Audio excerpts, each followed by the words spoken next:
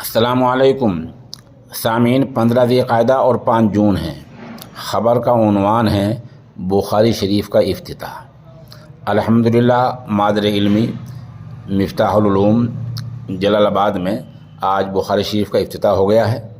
ادارے کے شیخ الحدیث حضرت مولانا عقیل الرحمن صاحب دامت برکاتہم نے بخاری شریف کی پہلی حدیث انما الاعمال بالنیات پر بحث کی ہے، اس کا مطلب بتلایا ہے، اور آپ نے طلبہ سے فرمایا کہ علم حاصل کرو تو اللہ کے لیے حاصل کرو۔